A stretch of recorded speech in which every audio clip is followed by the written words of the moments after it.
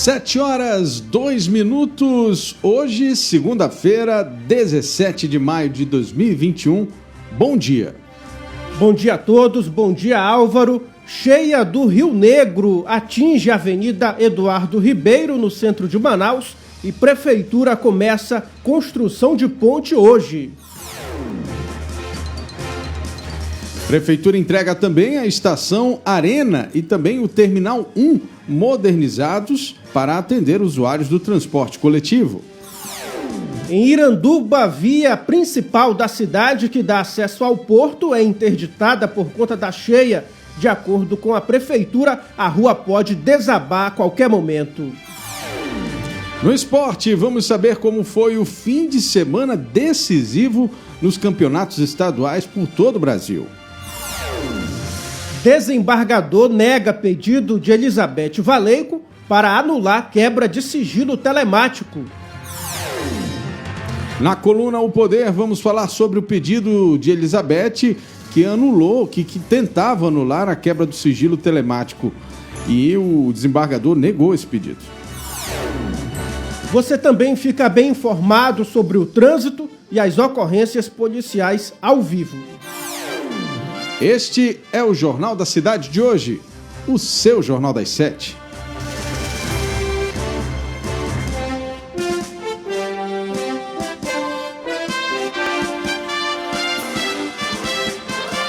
As notícias da cidade de Manaus. Polícia, emprego, comunidade. As últimas informações do Brasil e do mundo. Começa agora. Jornal da Cidade.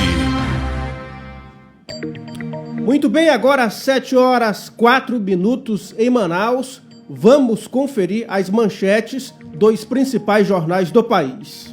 Antes, quero mandar aqui o bom dia especial ao Donier Silva, Patrícia Brito, Suzana Silva e Ilciane Leal, Franci Gomes, Sebastiana Feijó, Eliana Macedo, Alice Vitória, Vanderlei Guimarães, Anderson Sena e Marlon Davis e a Vânia Moura. Ali, muita gente aqui mandando bom dia a todos vocês, muito obrigado pela audiência e óbvio, a gente pede desde já que você nos ajude compartilhando esta transmissão para que mais pessoas também possam acompanhar as principais notícias dessa manhã de segunda-feira.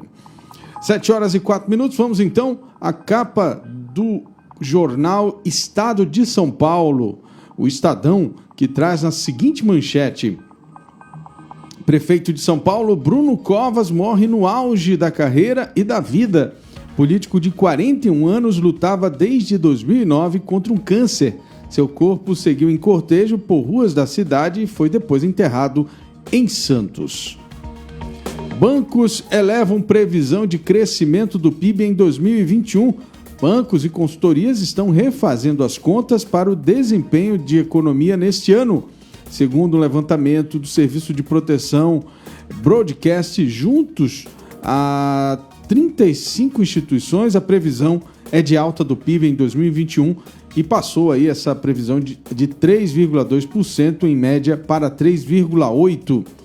Morre aos 87 anos a brava e doce Elva Vilma. Botucatu imuniza toda a população em 10 horas. Vacina para comorbidade gera corrida por atestado. E Palmeiras e São Paulo vencem e vão à final. Essas foram as manchetes do jornal Estadão.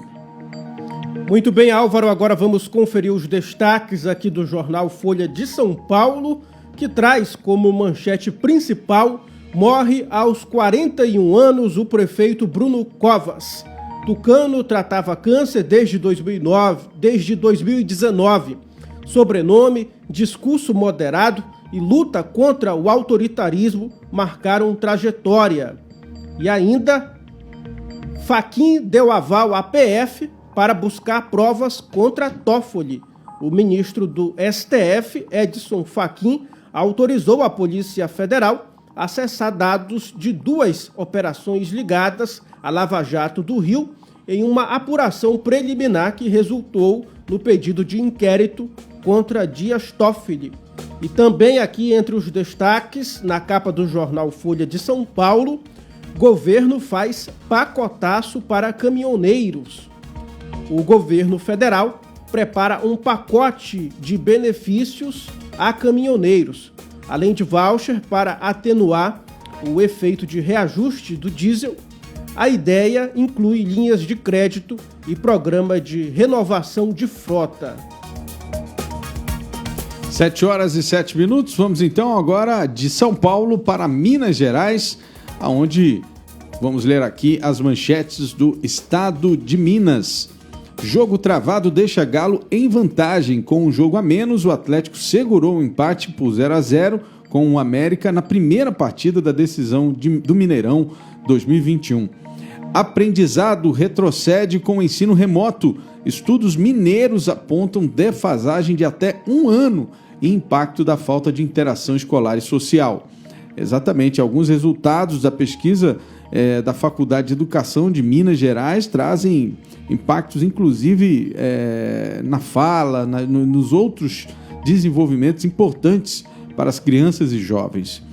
BH tem queda de índices de distanciamento. O distanciamento social em BH está recuando, enquanto sobem indicadores monitorados da Covid-19. Luto na política e na arte.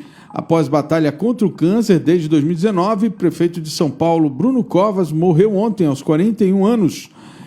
E também faz aqui um dos rostos mais talentosos da TV brasileira, se despede do público definitivamente. Eva Vilma morreu aos 87 anos em São Paulo com problemas renais e também diagnóstico de câncer. Secretária também quer se calar na CPI da Covid e respostas para a saúde avançar. Uma entrevista com o senador Carlos Viana. São 7h09. Agora vamos conferir os destaques do jornal O Globo, que traz aqui como manchete principal risco ambiental. Terras com registro irregular em áreas protegidas crescem 56% em 2 anos. A autodeclaração prevista em lei avança em territórios indígenas e parques, mostra estudo. E também Bruno Covas, prefeito de São Paulo, morre aos 41 anos. E ainda, aqui entre os destaques da capa do jornal O Globo, agronegócio e mineração lideram investimentos. A agroindústria e a mineração já respondem por mais da metade dos investimentos estrangeiros e 30% do PIB do país. 7h10. Jornal da Cidade. Só o que importa.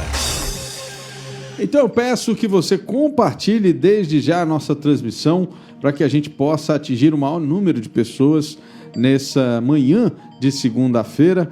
Quero também agradecer desde já a audiência de muita gente que está nos acompanhando aqui ao vivo. Deixa eu só atualizar aqui a nossa transmissão para que a gente possa pegar o nome das pessoas que estão comentando aqui, dando bom dia aqui do São José, a Vânia Moura, José Silva, J. Nunes, aqui o João Nunes, quem está falando é João Nunes do Purupuru. Obrigado, João, aí, um abraço a todos do Purupuru. Claudemir Freitas, bom dia. E Andrew Lima também está aqui acompanhando a transmissão do Jornal da Cidade. Você não sai daí, porque daqui a pouco a gente tem ao vivo as notícias do trânsito, da cheia. E olha, desde já eu peço que você que está nos assistindo, deixa eu fazer aqui o símbolo, aqui, exatamente. Essa é a logomarca, esse é o aplicativo da nossa rádio, a ZLZN. É só entrar na Google Play Store que você consegue baixar esse aplicativo, só digitar lá ZLZN que você vai baixar o aplicativo da nossa rádio e ouvir a transmissão das nossas principais notícias do seu celular sem precisar acessar suas redes sociais. Vamos agora ao Correio Brasiliense, lá na capital federal, traz uma entrevista com o ministro Marco Aurélio Mello. Governos deveriam ter sido mais céleres nas decisões, diz o decano do Supremo Tribunal Federal, lamentando o fato da administração pública, especialmente o Poder Central, ter reagido com morosidade ao avanço da pandemia, que já matou 435 mil pessoas, ou 435 mil brasileiros.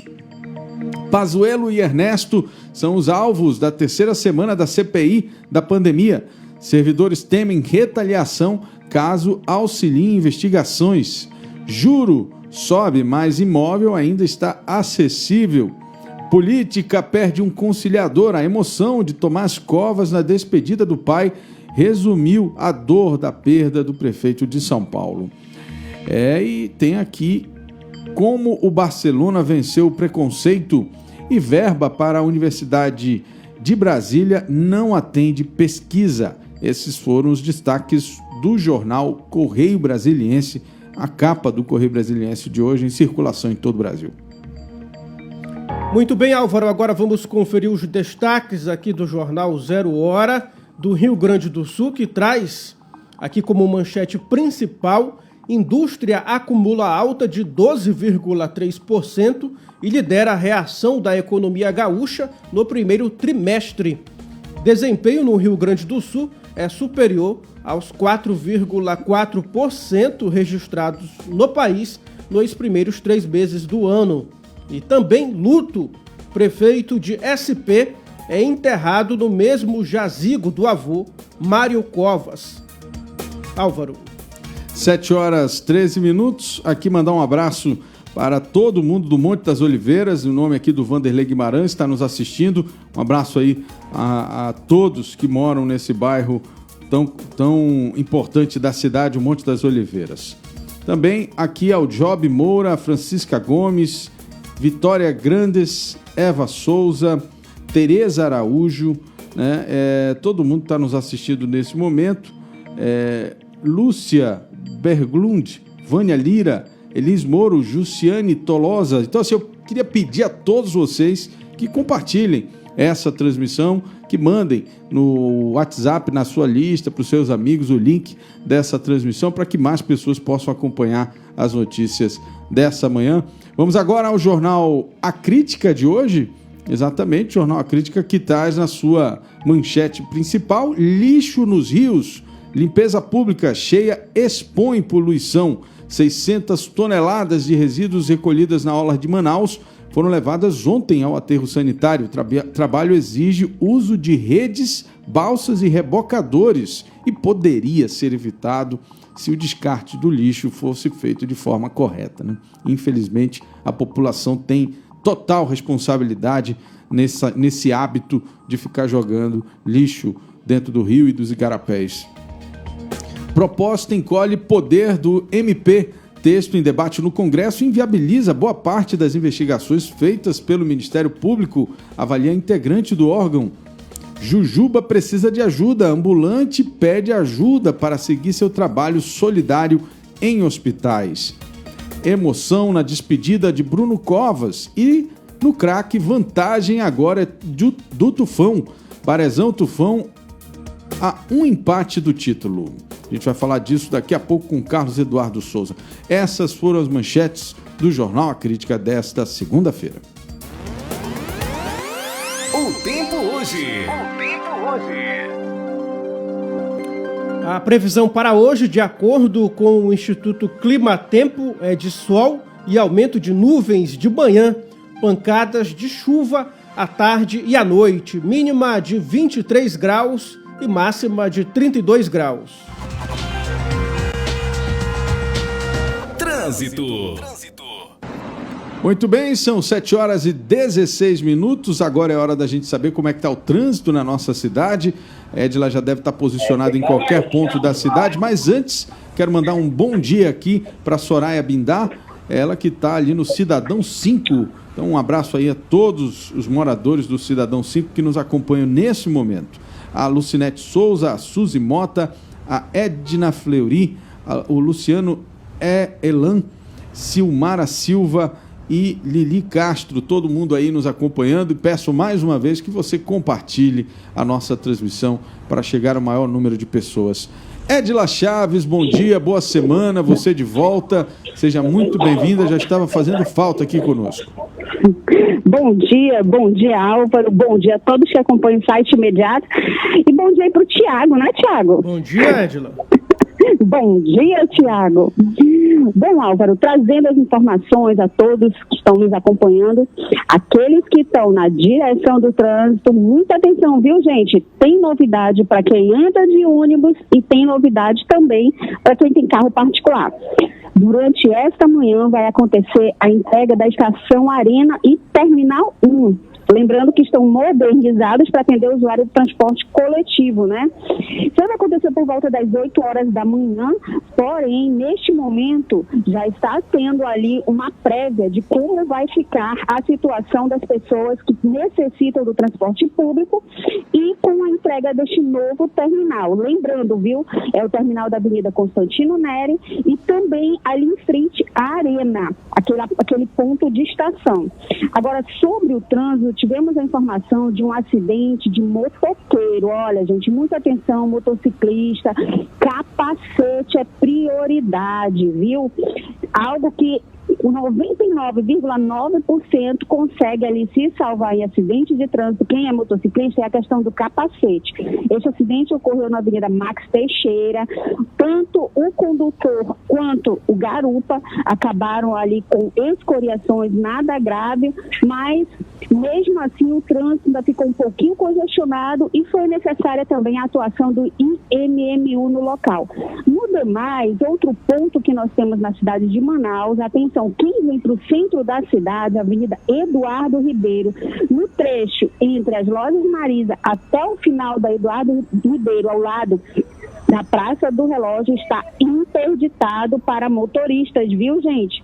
A nossa equipe passou pelo local e realmente as águas do Rio Negro começaram a mostrar ali o ar da graça. Essas são as nossas notícias de trânsito durante esta manhã. Certo, são 7 horas e 18 minutos. Daqui a pouquinho também tem a inauguração aí de dois pontos importantes para o trânsito da cidade, principalmente para o transporte coletivo. A Edila vai falar daqui a pouco sobre isso também. 7 horas e 19 minutos. Obrigado, Edila. Daqui a pouquinho você volta. Trânsito. Bom, são 7 horas e 19 minutos. Covid-19, o Brasil registrou 971 mortes por Covid-19 nas últimas 24 horas, totalizando neste domingo 435.823 óbitos desde o início da pandemia. É isso mesmo, Álvaro. Com isso, a média móvel de mortes nos últimos 7 dias chegou a 1.915. Em comparação à média de 14 dias atrás, a variação foi de menos 19%, indicando que o país continua com tendência de queda nos óbitos decorrentes do vírus. O Amazonas registrou 210 novos casos de Covid-19, totalizando 378.855 casos da doença no estado, segundo dados da Fundação de Vigilância em Saúde do Amazonas. Conforme o boletim, foram confirmados 7 óbitos por Covid-19, sendo apenas 2 que ocorreram sábado e 5 foram encerrados por critérios clínicos. Agora o número de mortos no estado desde o início da pandemia é de 12.831. Muito bem, vamos agora ao balanço da vacinação contra a Covid-19.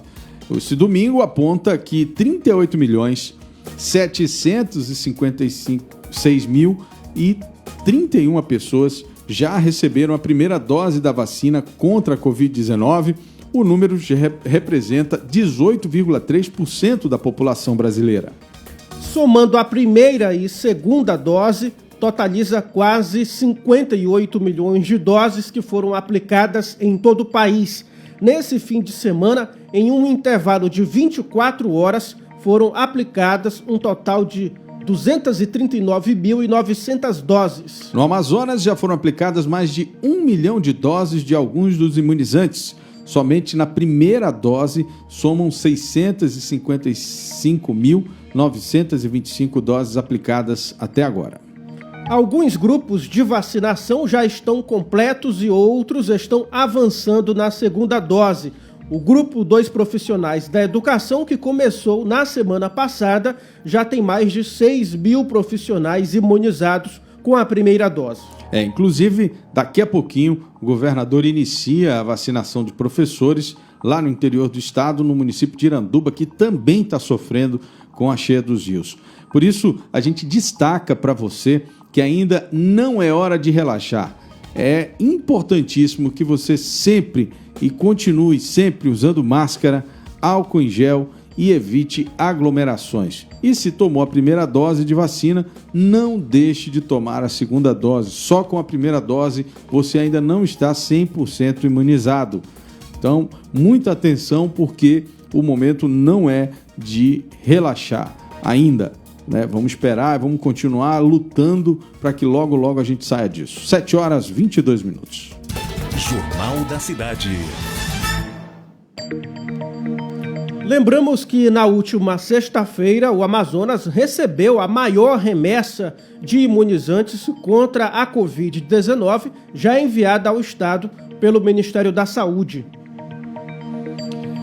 O 21º lote incluiu 262.500 vacinas AstraZeneca e outras 30.400 do tipo Coronavac, totalizando 292.900 doses. Com a remessa, o Amazonas soma mais de 2 milhões de doses recebidas desde o início da campanha de imunização.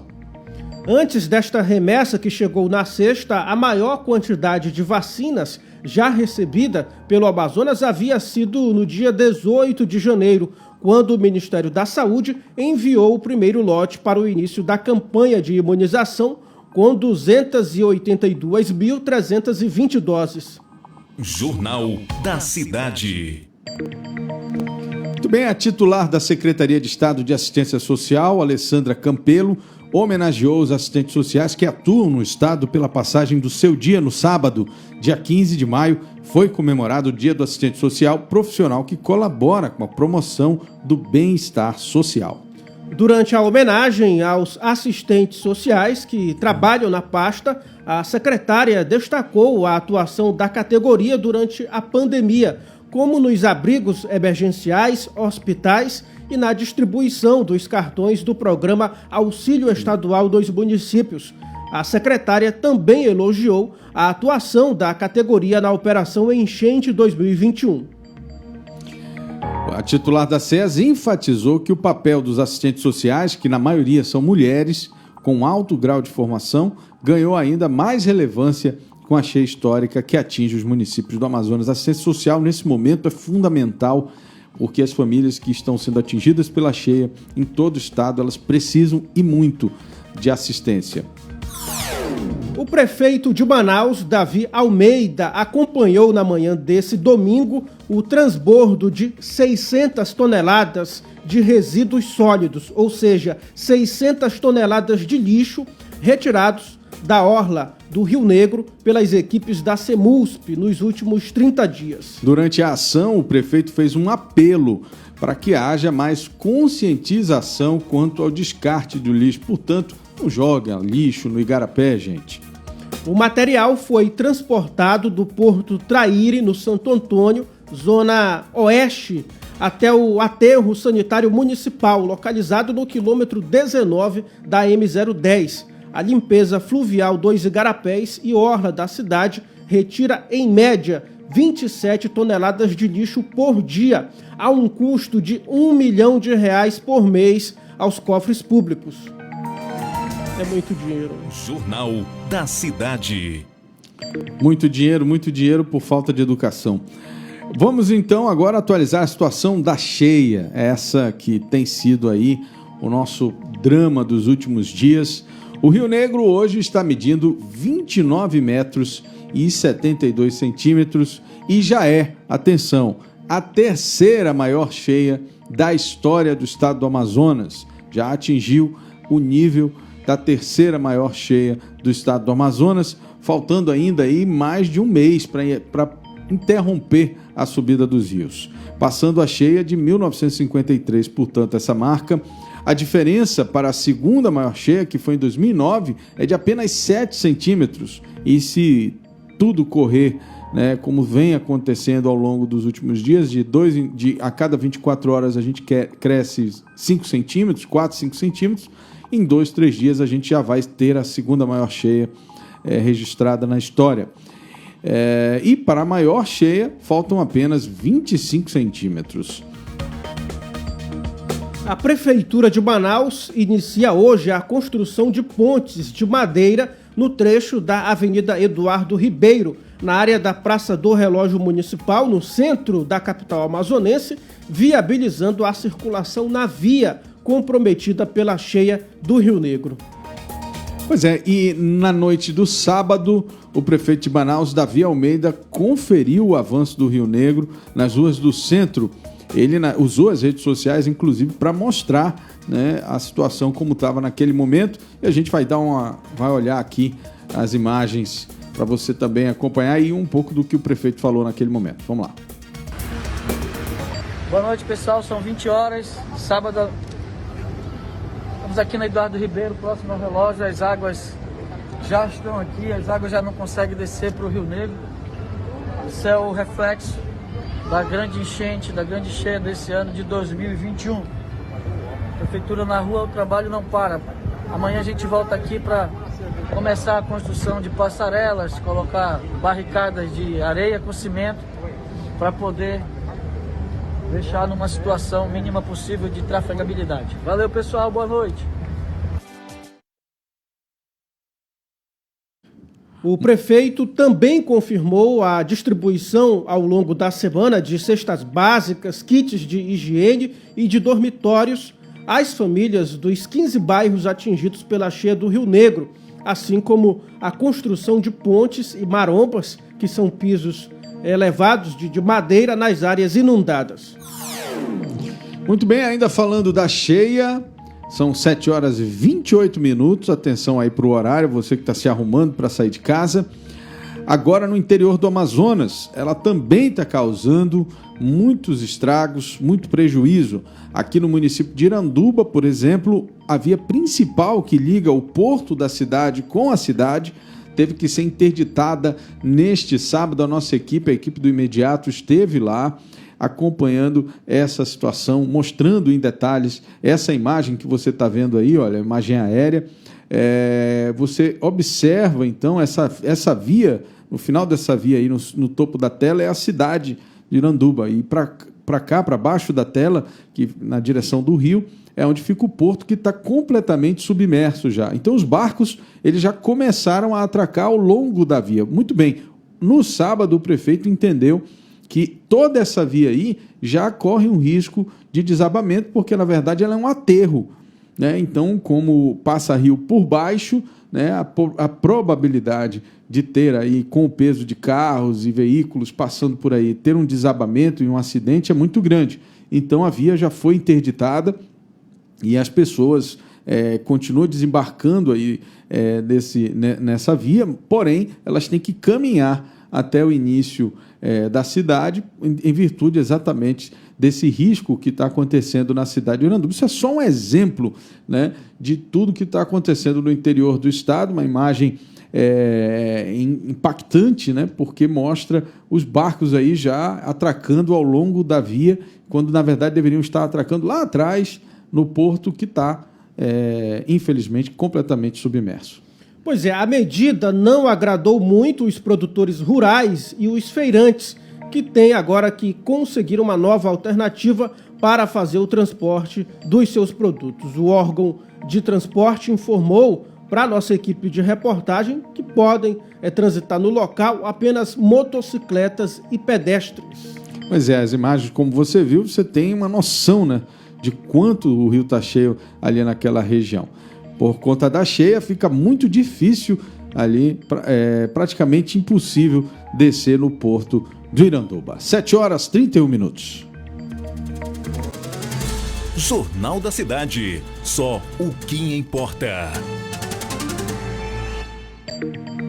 A Polícia Federal e o Ministério Público Federal estão investigando um esquema de contrabando de armas e drogas com as digitais de duas facções criminosas, uma paulista e outra venezuelana, no rio Uraricoeira, em Roraima, na fronteira com a Venezuela. A região é a mesma onde tem ocorrido conflitos armados entre garimpeiros ilegais e indígenas da terra Yanomami. A investigação, mantida sob sigilo, começou em outubro a partir de uma denúncia de um roubo de 17 quilos de ouro em um dos garimpos do rio Uraricoeira. O comunicado à Polícia Federal foi feito pelos próprios garimpeiros que atuam na terra indígena. Eles definiram o assalto como cinematográfico, praticado por 10 pessoas encapuzadas com armas de grosso calibre e com o apoio de um helicóptero e lanchas rápidas. Garimpeiros teriam sido amarrados e outros feitos reféns na fuga. Ao investigar o roubo do ouro, agentes da Força Integrada de Combate ao Crime Organizado chegaram a 4 suspeitos que atuaram no comércio ilegal de armas em Boa Vista. Com eles foram encontrados um fuzil AK-47 capaz de derrubar uma aeronave e um outro Colt 556, ambas consideradas armas de guerra, além de cocaína e uma balança de precisão. Polícia. E agora é aquele momento em que a gente confere as ocorrências do final de semana e também noite e madrugada de domingo. Vamos saber agora com Edila Chaves como é que foi aí o início da nossa semana de domingo para segunda. Edila. Oi, Edila, tá nos ouvindo? Acho que caiu a ligação, será, gente? Vamos seguir em frente aí, falando agora um pouco de política, depois a gente volta com polícia. Agora às 7h33 em Manaus, em manifestação que ocorreu na esplanada dos Ministérios em Brasília, nesse sábado, dia 15 de maio, o senador Renan Calheiros foi alvo de críticas e xingamentos durante ato em defesa do presidente da República, Jair Bolsonaro. Renan, que é relator da CPI da pandemia, recentemente pediu a prisão de Fábio Van Garten, ex-secretário especial de comunicação social da presidência, sob a justificativa de que ele teria mentido ao colegiado. O pleito, no entanto, foi negado pelo presidente da CPI, Omar Aziz, que rechaçou a possibilidade do ex-secretário. De detenção do ex-secretário, né? A ousadia do senador alagoano foi fortemente repudiada pelos manifestantes. A todo momento era possível ouvir palavras de ordem contra ele. A população gritou: "Fora Renan, Renan vagabundo". Esses foram os gritos de guerra ali dos manifestantes. Polícia. Agora sim, Edila Chaves e as ocorrências do final de semana e noite e madrugada desta segunda-feira. Edila. Voltando a trazer informações a todos que acompanham o site imediato.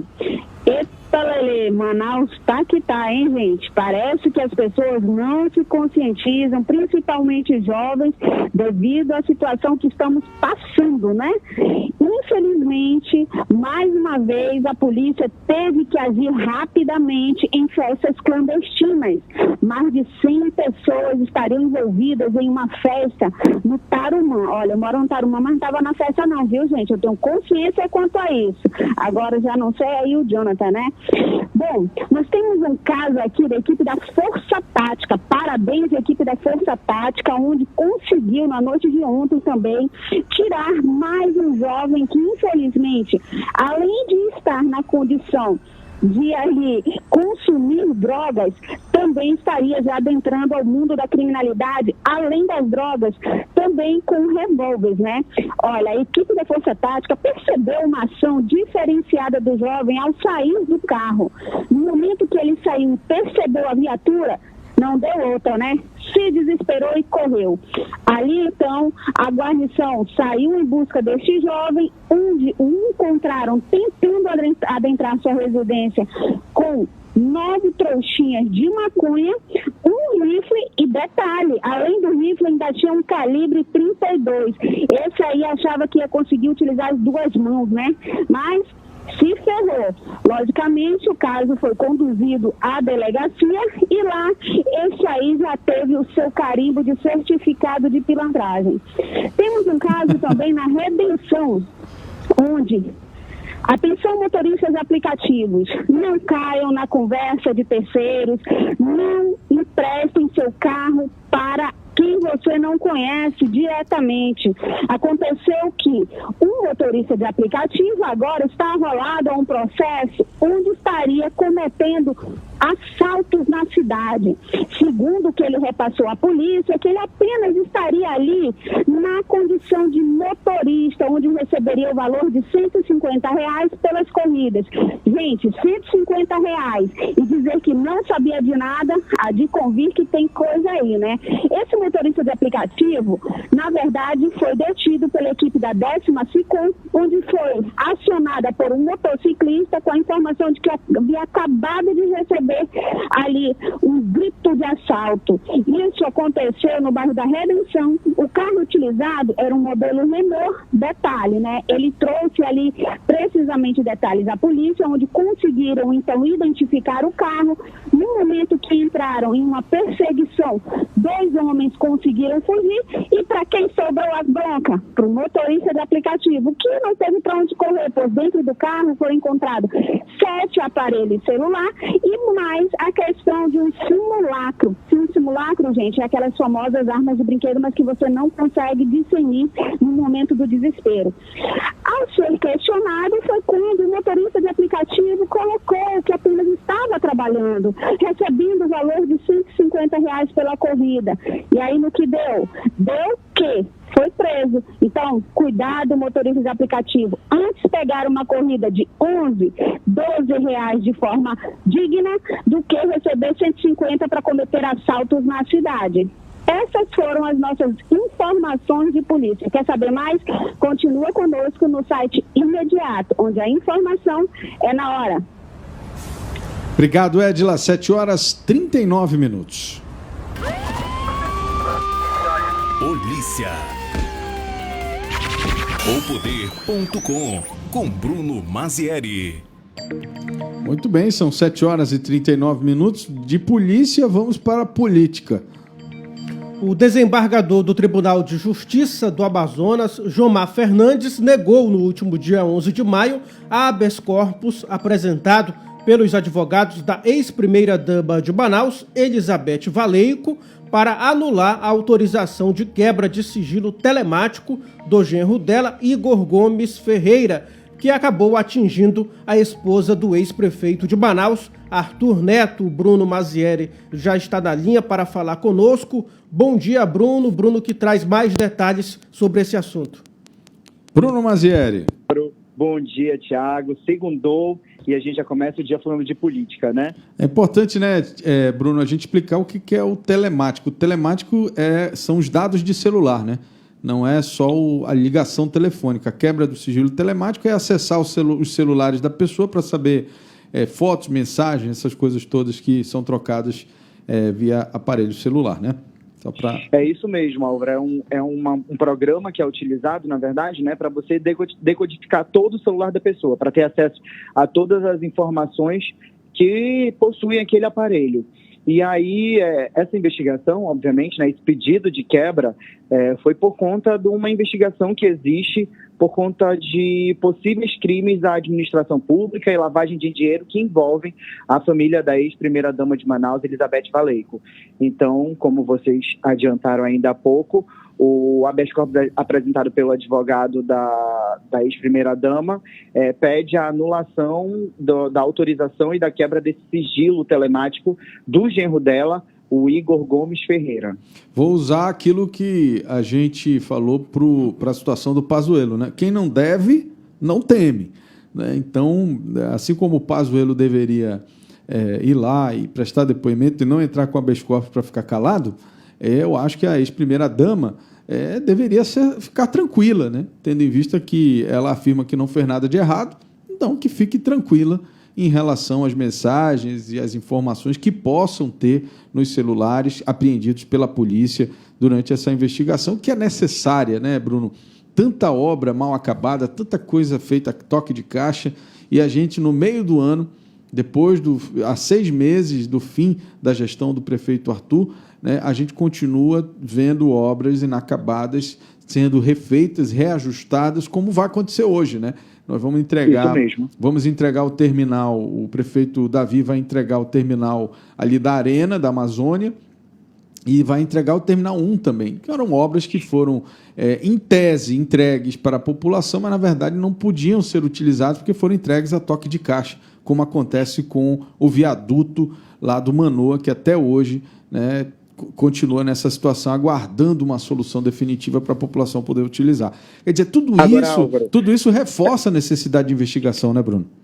É bom a gente lembrar que o ex-prefeito de Manaus, o Arthur Neto, no início do ano, ele pediu também, né, um habeas corpus junto ao Superior Tribunal de Justiça, que foi deferido pelo ministro Humberto Martins, para que ele não participasse, para que ele não fosse investigado por possíveis atos de corrupção, de tráfico de influência e de lavagem de dinheiro durante a administração pública. E é bom a gente lembrar também que no dia 18 de dezembro do ano passado, o Ministério Público do Estado deflagrou aqui na capital do Estado a Operação Boca Raton, que teve como alvo, né, a enteada do ex-prefeito de Manaus, a filha da ex-primeira-dama Elizabeth Valei, o marido dela, que é o Igor, além de outras pessoas que estavam envolvidas nesse possível ato ilícito. Só para lembrar, né, Bruno? O processo de habeas corpus, esse pedido adiantado de habeas corpus é uma coisa que já vem frequentemente, tanto feito pelo ex-prefeito de Manaus, quanto pela ex-primeira-dama também.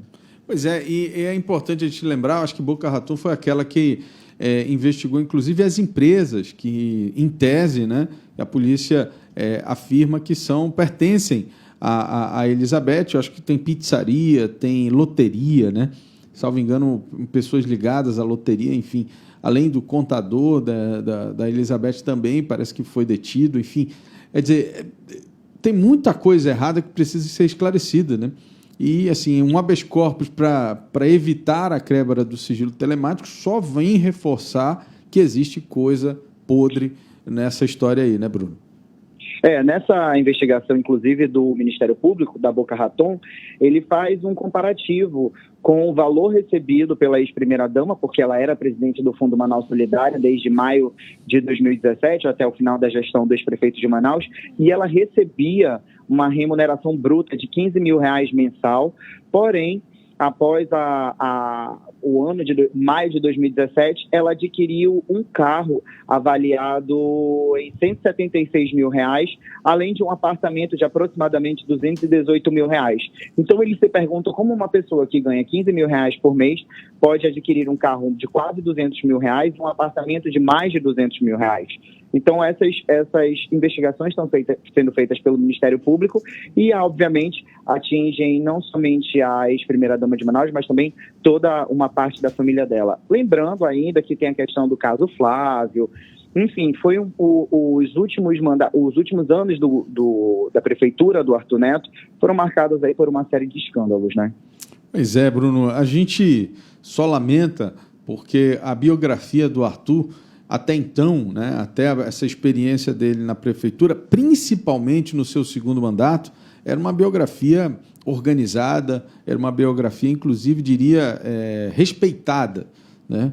E agora, depois desse último mandato dele, depois desses últimos 4 anos, a gente tem uma nuvem negra, né, que pesa sobre tudo aquilo que ele fala e faz. Essa semana ele fez uma declaração anunciando a terceira onda, né?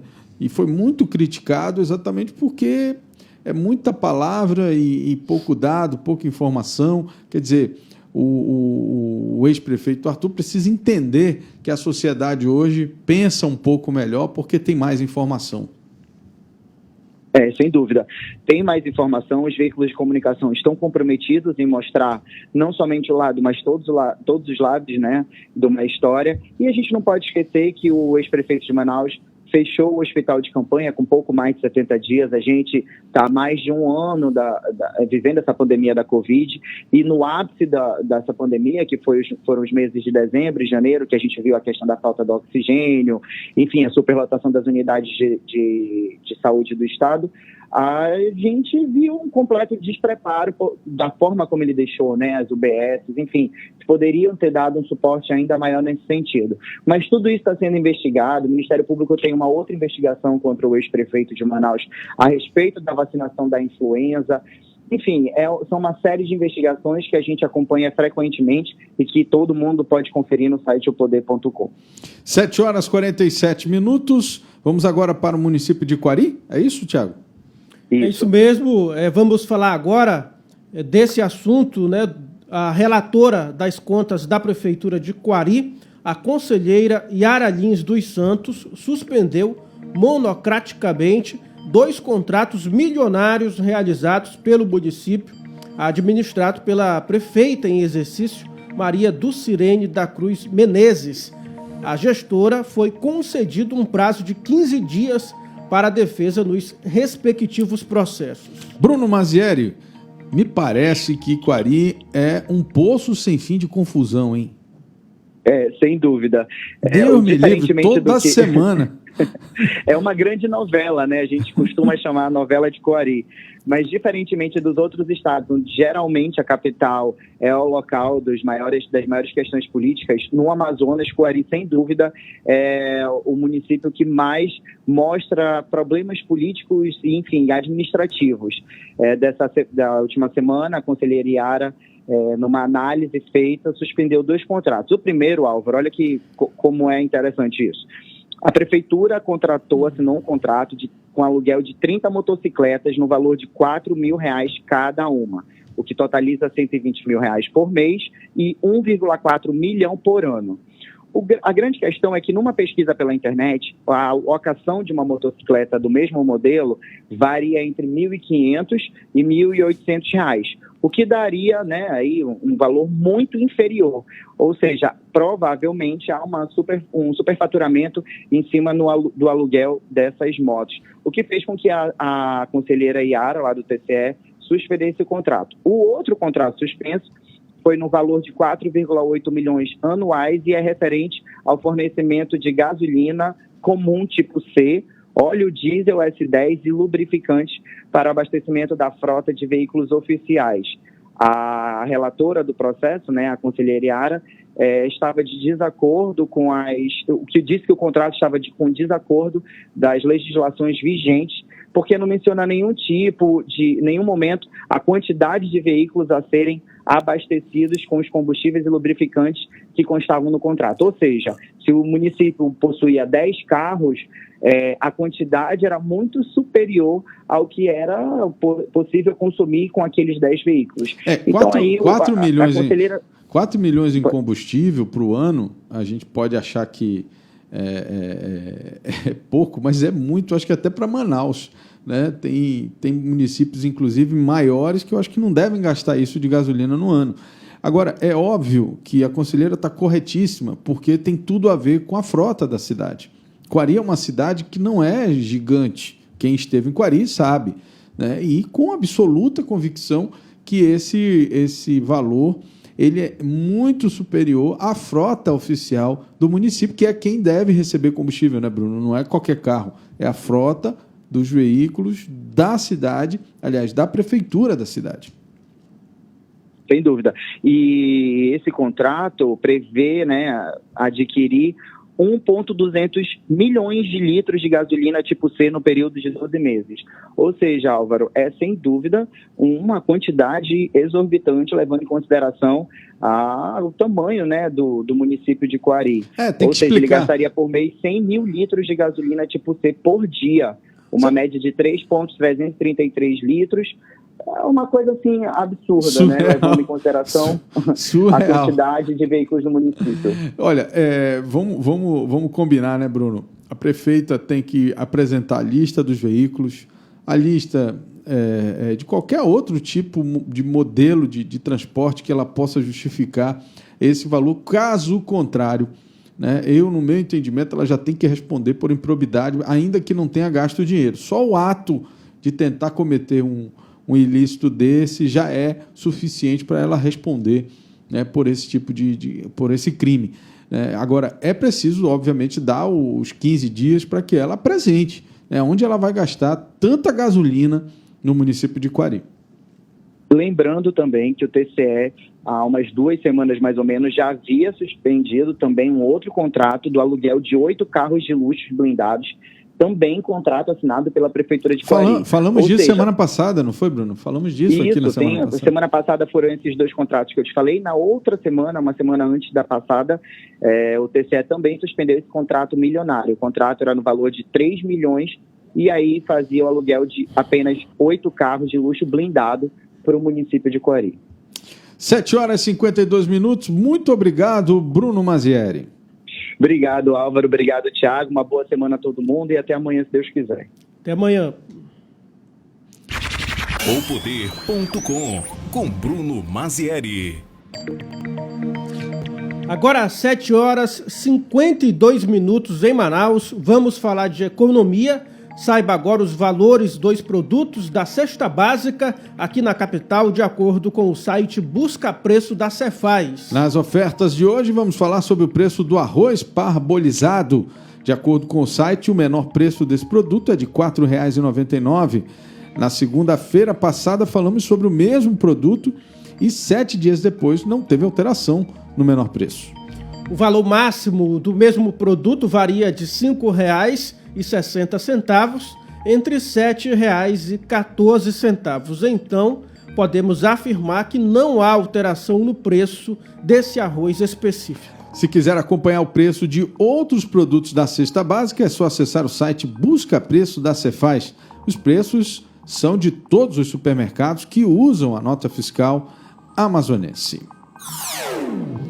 E quem sonha ser milionário vai ter mais uma chance para apostar na Mega Sena. Ninguém acertou as 6 dezenas do concurso realizado no sábado. O prêmio acumulou e a estimativa do valor que será sorteado na quarta-feira é de R$ 40 milhões. A Quina teve 128 apostas ganhadoras e cada uma leva para casa um pouco mais de R$ 28 mil. Atenção aí para os números sorteados no sábado: 07, 31, 37, 42, 44 e 56.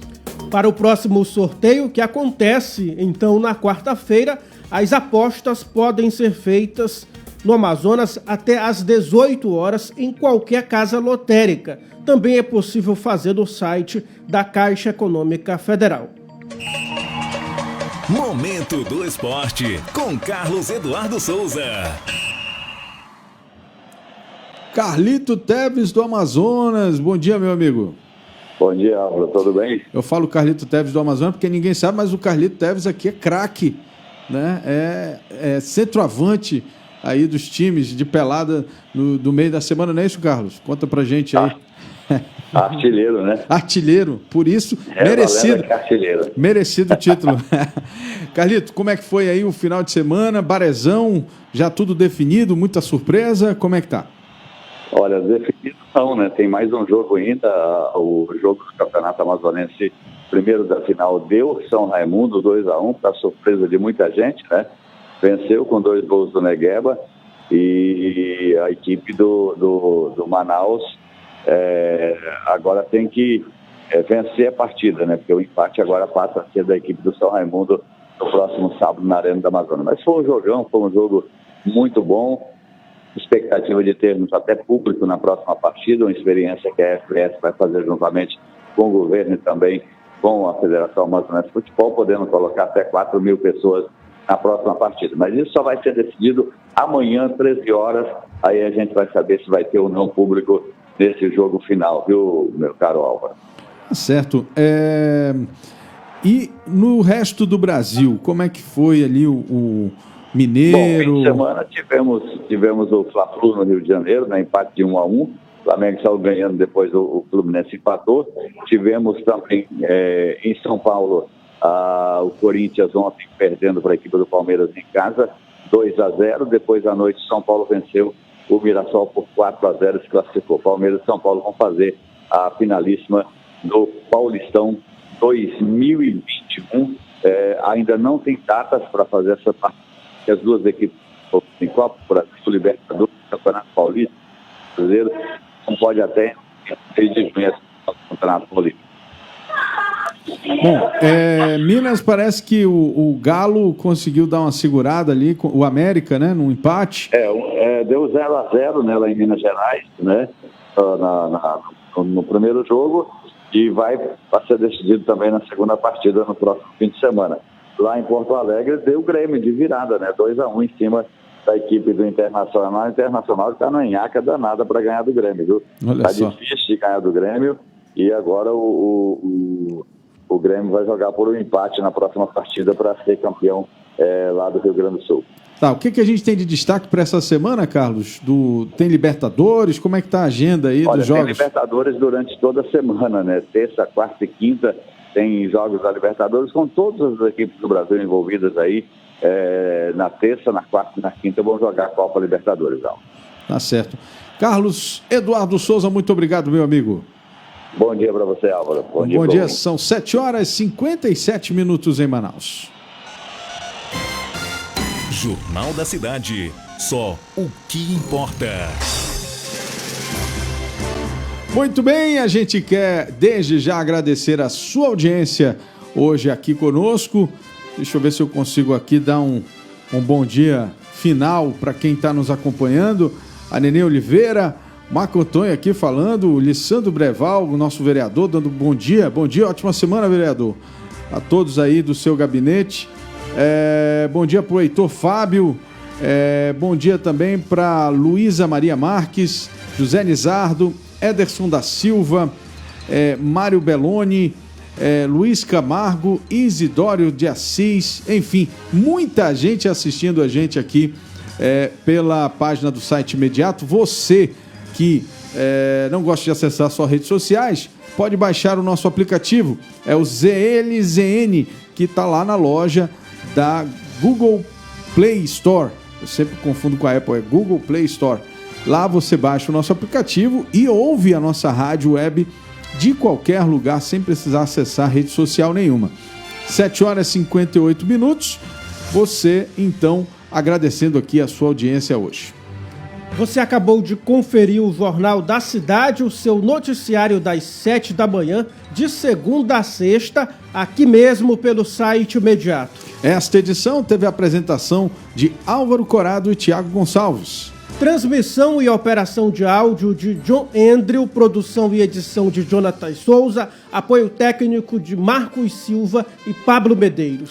Todo este conteúdo é produzido pela equipe da Rede Norte Digital, que daqui a pouco também traz para você o programa de comunidade da Rede Norte, que é o Imediato e o Povo, que vai ao ar aqui, ao vivo, às 11 horas da manhã, de segunda a sexta. E tem também o Manaus 90, que é às 4 horas da tarde aqui pelo site Imediato. Você também é convidado a acompanhar. Muito obrigado pela sua audiência, um excelente dia, uma excelente semana e que a gente se encontre aqui todos os dias no mesmo horário até a sexta-feira, às 7 horas da manhã.